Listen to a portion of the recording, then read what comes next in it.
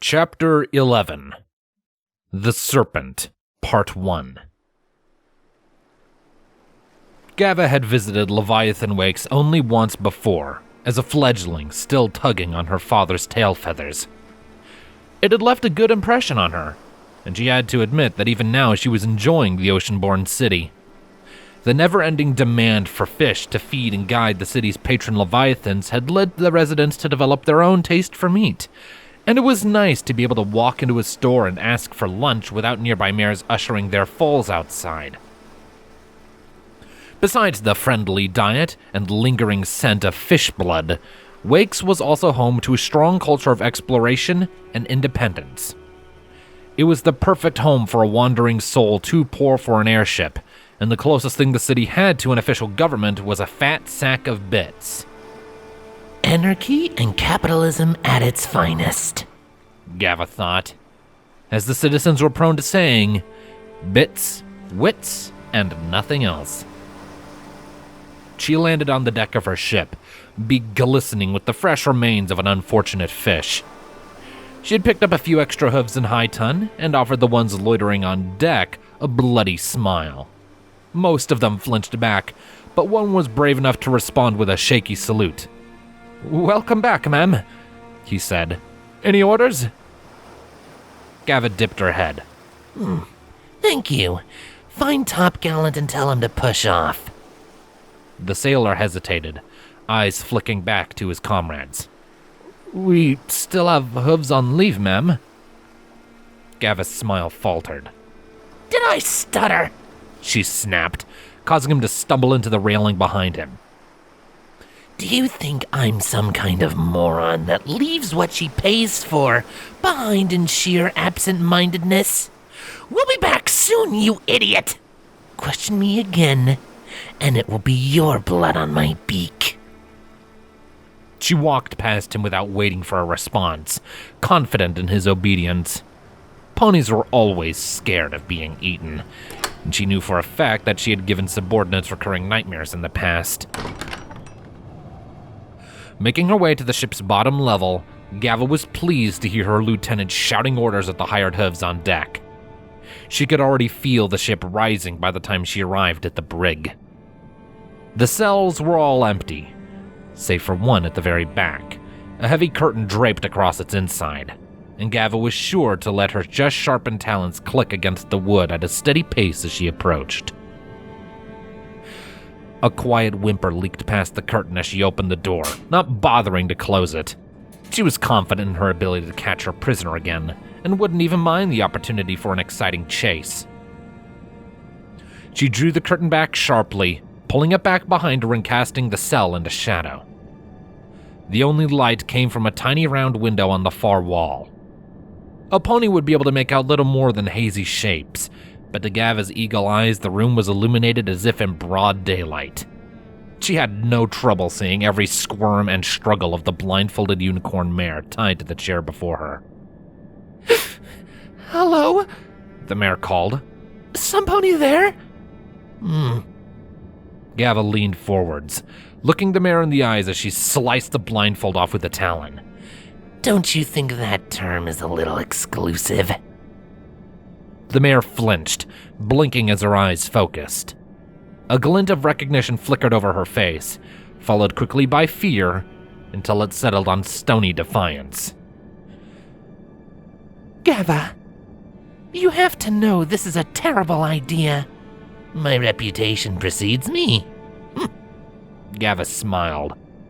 She circled behind the mare with a few slow, measured steps. I've heard of you too, Jester, owner of the Laughing Cap. I've heard that every rumor in Leviathan Wakes passes through your bar with every bit close behind. Jester began to grunt in exertion as she struggled harder against her bonds. Did they also mention what happened to the dozen ponies that tried this shtick before you? They did. Gava came to a stop behind Jester. You're everybody's friend, the master of the house. Hurt one hair on your head, and all of Wakes will rise up to protect you. But those are just friends, and I'm in the business of bits and wits.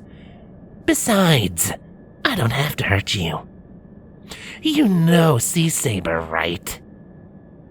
Jester didn't offer any response, only continuing to strain against the thick ropes holding her back. Gava clicked her talons against the floor for a few seconds while she waited. Silent treatment, huh? Gava mused. Well, I'm sure you know her. Everybody that's heard of me sure as hell has of her. She circled back to the front of the mare, catching her gaze. I know that she's been through lately. Tell me where she went.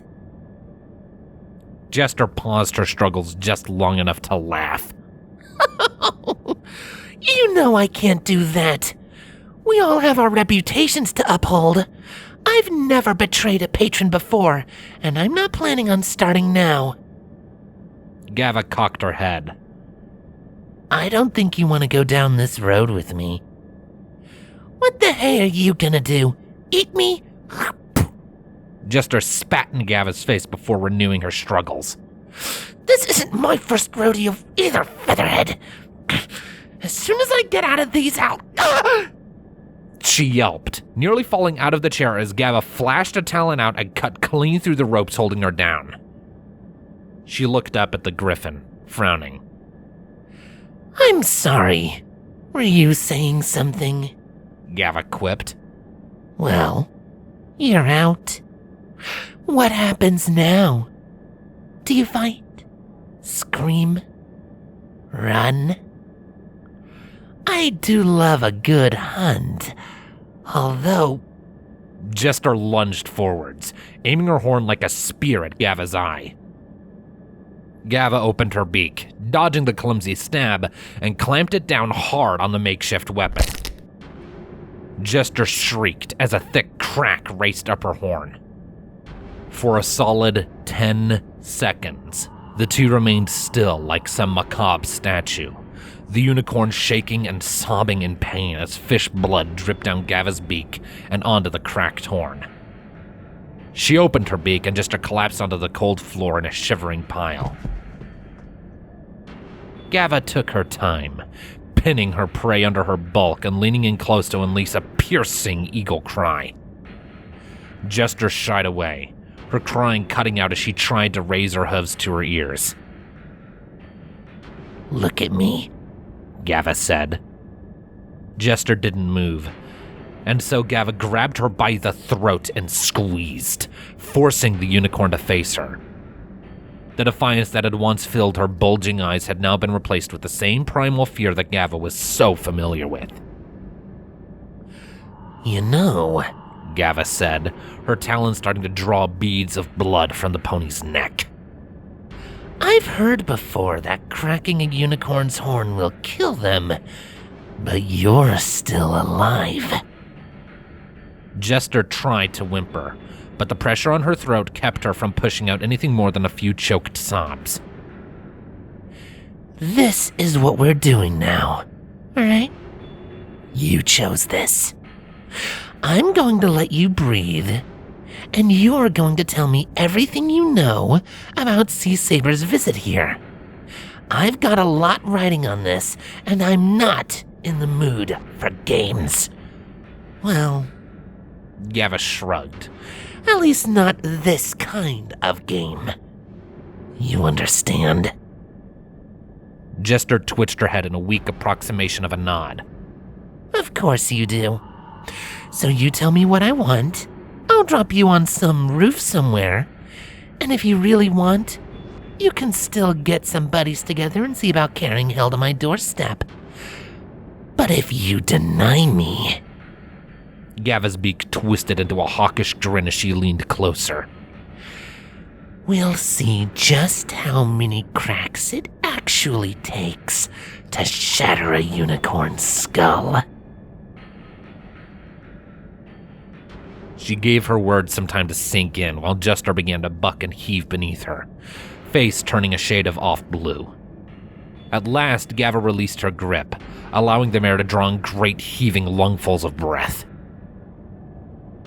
Gava waited patiently for Jester to recover. After a few seconds of staring the mare down, she arched a brow. I'm waiting.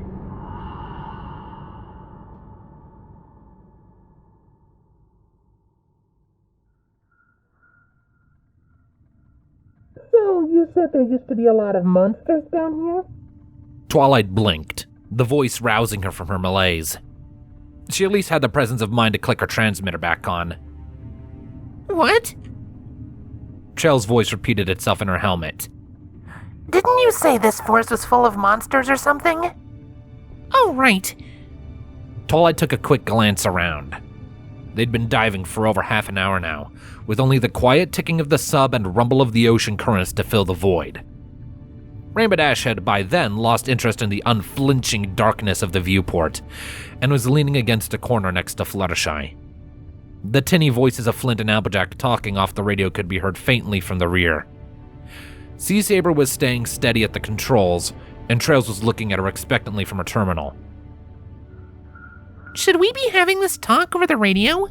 Twilight asked. Sea Saber's voice chimed in to answer. It's fine. I'm not going to chastise you for telling us more about what we're getting into. There was a click, followed by Flint's voice.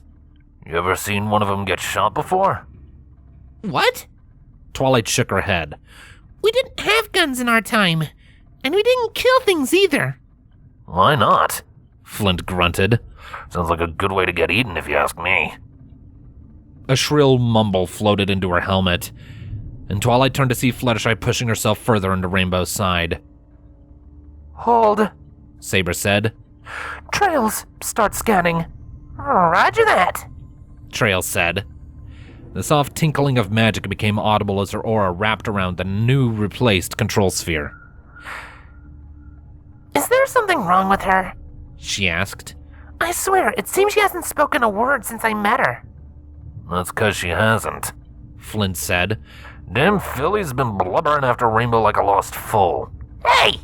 Rainbow snapped. Don't talk about her like that! Cut it for a sec, guys. Trail said. I've got... Oh, there's some busy water out there. Feels like we're coming up on a wreck. 300 degrees, Saber. Copy. Adjusting. Saber's hooves ran over the controls in a smooth curve, and a gentle rock passed through the sub. It was impossible to tell from looking at the darkness in the viewport, but Twilight had learned to recognize the feeling as a turn. The sub's lamps outlined a round shadow floating in the water. As they came closer, the shadow gained texture and depth, its color almost washed away by the powerful lights. Twilight gasped. She could hear her friends letting out similar sounds of shock over the radio. Is that... Flint, head midships, Saber said. I need torpedoes ready in case of hostiles. Aye, boss. Another submarine was drifting past the viewport, its hull covered with dents and scrapes. There was a gaping hole torn into the side amidst a trio of deep gouges that could only be claw marks. The sub's lights played over the armored legs of a pony. Twilight whimpered as she saw the fleshless spine that was all that remained of the leg's original owner. What happened? Rainbow choked out. Something breached that boat's hull. Saber said. Looks like at least one of the ballast tanks is still whole if it's floating there. Flint's voice cut into Twilight's helmet. Ugh, poor souls. The sound of scraping metal was audible in the background. Used hoping we don't end up the same way. Rainbow leaned closer to the viewport, failing to keep her voice from wavering. Those legs are armored. Do you think they saw whatever did that coming? I'm getting nervous, Saber, Trails said. I don't want to be stuck down here with nothing but my suit, the oxygen inside, and whatever beast ate that pony's barrel to keep me company. Don't be that way, Traily. Flint chuckled. He let out a hefty grunt as he lifted something. You'll have all of us to keep your company after all. Quiet, Saber said. Stay on your toes. Where are my torpedoes, Flint? There was a scraping sound, and then a deep click that shot through the hull. I got 2 armed for you, boss. Twilight? Saber's voice was still the same stony calm as she eased the sub past the wreck and deeper into the darkness. Any idea what did that? Twilight licked her dry lips and swallowed. I don't know. The Everfree never had any flying creatures in it, and we knew next to nothing about what lived in its waters. It could be anything. Well, that's helpful. Trails muttered. What are you seeing, Trails? Saber asked. I hate to say it, Saber, but I'm not even sure. Trails scratched an armored hoof against the floor, snorting. There's this big field all over the seafloor. It's eating up all my signals and keeps shooting out little bits of gibberish every which way. Maybe if I had some more time to figure it out, I could... Let me look. Twilight blinked in surprise as she realized she was standing up. The image of the half-eaten skeleton had burned itself into her mind, alongside far too many others. Even with the armor, the skepticism on Trail's face was clear. You sure? You aren't gonna blow up my terminal again, are you? No, I know what happened last time. Twilight said. It won't happen again. Let her on. Saber said. See what she can do. Trails backed away from the terminal, gesturing with a huff. Be my guest then, Magic Mare. Twilight took the few uncertain steps necessary to place herself before the pale white sphere. Hornbane. The ground-up horns of her fellow equestrians waited before her with all the patience of death. She took a deep breath to steady herself, then closed her eyes and reached out with her magic. She sent a wide pulse outwards using her modified version of Trails' spell, and her mind exploded with information. A thick field of ambient magic was splayed out on the ocean floor below them, which Twilight was quick to recognize as the Everfree. It felt different from her time, more sinister somehow, but the core of it was the same as always. We're above the Everfree. That's what you were feeling, Trails. What else can you tell me? Saber asked. Twilight's muzzle screwed up as she sent out more focused spotlights of magic, fitting the returning flashes of data together in her mind. The forest was littered with wrecks. She sensed a dozen different metal alloys in hundreds of different places. Some were small, like the submarine they had passed, but others were much larger as airships. One particularly large shape even seemed to be made of dirt, stone, and minerals, like a small island that had fallen into the ocean and become lodged into the trees. And as she looked, Twilight realized that the trees were somehow still alive. Even with no sunlight, with the pressure of miles of water above them, with the soil worn away by the ocean currents, the Everfree Forest had survived where so much of Equestria had not. She made an on-the-fly modification to the spell matrix based on how it recognized the plant life, and couldn't help but smile when her makeshift life detection spell worked as expected. There was living fauna as well as flora in the forest, darting about beneath the cover of tree and ship alike, yet their movements were strange, as if they were hiding from something. There are shipwrecks everywhere. Airships and submarines, too. I think there's even an island down here somehow. The forest is still alive, too, both flora and fauna. What? Rainbow exclaimed. How could an island be underwater? Don't you fillies ever read the broadsheets? Flint asked. Why would I do that? Rainbow shot back. Newspapers are boring. Wait! Twilight frowned, setting out another ping of magic. There was something else, moving swiftly above the bulk of the forest. It was twisting about like a snake as it moved, and wherever it went, the forest beneath it grew silent and still. A shiver ran down her spine as the shape stopped suddenly, pivoting in their direction. There's something out there. Something big. Everything in the forest hides when it passes by, and it just turned to look right at us. Trails laid a hoof on her shoulder, pulling her off the terminal with gentle urgency. Give me a bearing. 50 degrees, Twilight said. She took a few steps back to give the other unicorn room to work. A few seconds passed as the glow of Trail's magic wrapped around the terminal. Her body stiffened, and she shouted, Evasive maneuver, sea serpent! Twilight yelped in alarm as the sub rocked to one side. She stumbled across the room, catching herself on Fluttershy and bowling the shivering mare over. Sorry! She looked up just in time to catch the flash of a long, sinuous body twisting past the viewport. Barbed spines and sickle-like claws danced before the sub's lights with a lunging, erratic rhythm, and then it was gone. Oh, hey, that thing's big! Rainbow yelled, picking herself up off the floor. Quiet! Saber barked, her hooves flying over the controls. The sub twisted in place as the serpent's movement shoved it aside, again throwing Twilight and her friends against the wall, before finally coming to a stop with nothing but darkness in front. Trails? Right in front of us, 100 meters. Flint! Torpedo right. There was a dull thunk from the hull, then the whoosh of a propeller. A trail of bubbles marked the torpedo's path as it swam into the darkness.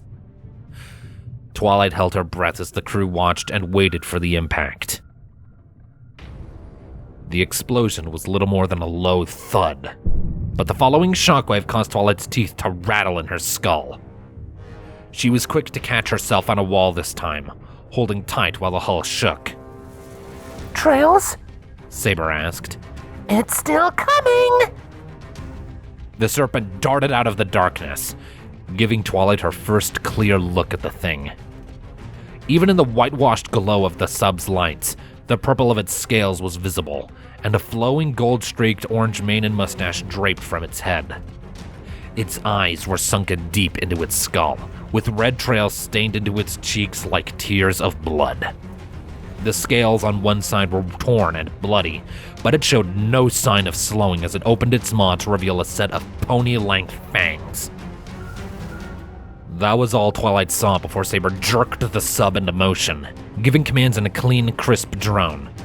Flint, give me 2 proximity warheads, light fuse. We're going down into the wrecks. Right, boss? The sounds of exertion and sliding metal leaked over the radio.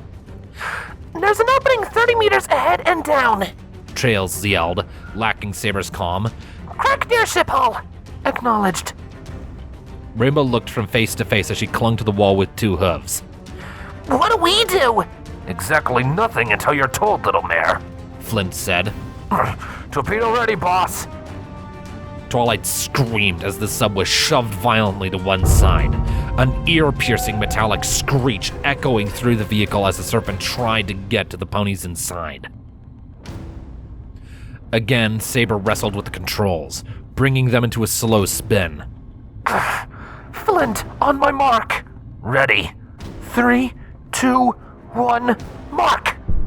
Another 2 thunks, and Twilight caught only a brief glimpse of the serpent and the 2 torpedoes sailing forth before they spun out of sight. She shut her eyes tight as the shockwaves rattled through the hull, fighting to keep her breathing controlled. Gravity shifted as the sub pulled into a steep dive, and she opened her eyes to see the gaping maw of a cracked airship before them. Trails was hanging onto a bracket next to her terminal with both hooves. Too fast, too fast! Twilight heard Saber shout a strained, Brace! An instant later, her ears were filled with the screams of twisting metal as the walls lurched and tossed her into the air. She flinched as her visor smacked against the roof, winced as the back of her helmet had banged against the floor, and tried to blink the stars away as she listened to her own shaky breathing. Are we okay? She asked. She jumped at a distant metal bang, shortly followed by several more. With a groan, she rolled onto her hooves and looked around. Her friends were lying dazed against the wall, Fluttershy cowering on top of Rainbow Dash, while Saber and Trails were leaned into the braces set into their respective positions. Hold check, Saber said. Trails' magic hummed softly as she channeled it into her terminal. I don't see any breaches. Nothing from visual inspection. Flynn said, stepping into the control room. Where the hell are we? In the wrecks. Trails said. What's the plan, Saber? We'll have to stick to the cover of the wrecks as long as that serpent is hunting us. Saber said. A trio of bangs and the deep crack of breaking wood sounded in the distance. She turned to Twilight. Any bearing on that castle? Twilight grimaced at the mention of the dive's primary objective. There had been some debate during the planning of the dive on what exactly to do once the forest was reached. Every pony had been reluctant to search it at random, but the notes they had found hadn't offered any details on the potential location of Luna's expedition. None of her friends were confident in their ability to find Zikora's hut, and that left the Castle of the Two Sisters as the only notable landmark that anybody felt they could find. Twilight tried to ignore the distant pounding from outside as she peered through the viewport. The lights were shining on a solid wall of aged wood, giving no hint as to their location. If I could get my horn outside, I could probably find it, but I can't from here. Very well then. Saber said. Flint, go outside with her. Flint's hesitation was clear even over the radio. I'm feeling a spot of unease at our continuing this dive, boss. You have something to say? Saber asked. She didn't look away from her controls, but there was a challenge to her voice that Twilight hadn't heard from the normally impassive mare. Despite the armor, Twilight could make out Flint's body stiffen. I just want to make sure that our best interests are kept in mind, ma'am. Saber paused in her motions. She turned to look at Flint, head cocked to one side. How long have you been with me, Flint? Flint sighed, relaxing his posture. Sorry, boss. Saber nodded, turning back to her controls. Your concern is noted. Twilight, are you ready to go outside? No. Twilight wasn't sure if she would ever be ready to leave the safety of the sub. That sea serpent was still hunting them. The sound of its surge hadn't lessened at all, and that was just the first creature they'd come across. Who knew what other monsters might be crawling around among the wrecks? But like so many other things since she'd woken up, it had to be done. She was the best pony for the job. Rainbow gave Twilight a friendly bump. Hey, don't worry, Philly. I'll come along and watch your flank. Negative. Saber said. I'm not sending more than 2 ponies out, and one of them has to be someone I can trust to handle themselves in a fight. What? Rainbow scraped a hoof against the floor. Come on! I hate all this sitting around. Flint snorted. I suppose it's a good thing no pony asked about your feelings then. It's okay, Rainbow. Twilight was quick to put a hoof on the feisty Pegasus before she could launch into an argument. These ponies know what they're doing, and we should trust them. I'll go with Flint. Good to hear at least one of you has some smarts. Flint said as he stepped out of the control room. I'll be waiting for you in the lock, little mare. Twilight paused to speak with her friends before following him towards the aft. I'll see you girls soon. Rainbow's answer came a couple of seconds late. Just be careful, Twi. The disappointment was clear in her voice, even with the metallic tinge lent to it by the helmet. Twilight offered a weak smile, only to remember that her face was hidden behind the helmet. She settled for pulling them both into a quick, clunky hug instead. Fluttershy let out a quiet squeak as she was pulled in, but Rainbow returned the hug with surprising force. Releasing her friends, Twilight joined Flint in the airlock and waited for him to close the inner hatch. She saw that the burly stallion had already fastened a pair of large guns to the flank hardpoints on his armor, though she didn't recognize either one. Are those new? She asked, pointing. She couldn't help but steal a nervous peek downwards as the water level began to rise, her mind drifting to the nightmare of drowning. She was glad not to be going out alone this time. Nah, I've been hauling these old gals about ever since me and Saber took up diving. Flint said. He rolled his shoulders, adjusting to the weight of the weapons. That fancy repeater you sung when we dug you up's older. Doesn't work so well underwater. Sure was a treat to feel that thump on my sides again. He trailed off as the airlock filled, leaving Twilight's mind a toy with this new information. I wonder how long they've stuck together.